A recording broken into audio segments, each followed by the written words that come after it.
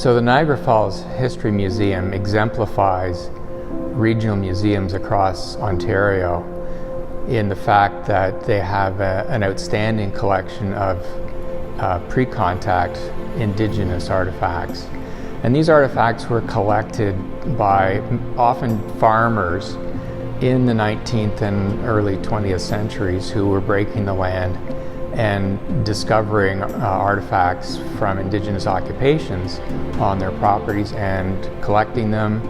And eventually many of them found their way into regional history museums.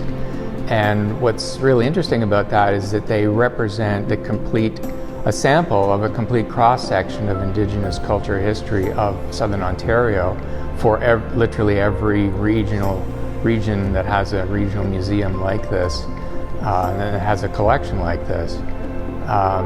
And so it's a fantastic resource. It gives you a really clear understanding of the breadth and depth of Indigenous occupation over 13,000 years of occupation. So it's just an amazing collection, and one that's it's kind of the tip of the iceberg, really, of human occupation, and one that I don't think too many people necessarily appreciate. So it's great to have this collection.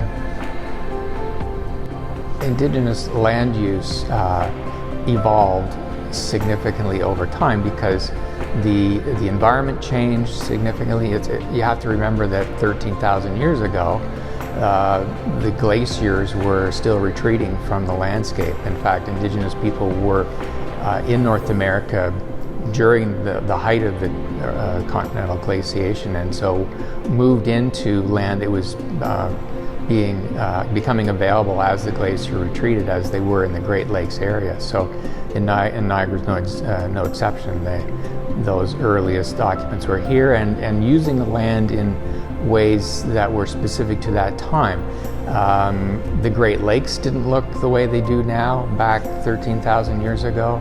The lake shores were different, and people were adapting to a climate where caribou were more common than deer. We didn't have deer here initially, where things like mammoth and mastodon were still around and being hunted by early people. So the land use has changed, the distribution of people has changed, and for most of that it's because they were hunter-gatherers, hunting various game, fishing, collecting wild plant foods, and so on. And as those changed over time, the people had to adapt to that and moved around and lived in different places depending on where those resources were. And then about 1,000 to 2,000 years ago, maize agriculture arrived in the Great Lakes area, and people started, their land use patterns changed again. So they established villages, and they were farming communities and so on. So not only do the artifacts that we have here at the Niagara Falls History Museum represent all those different time periods, but they give us a glimpse of the lifestyles that were pursued by Indigenous people through the entire span of that occupation.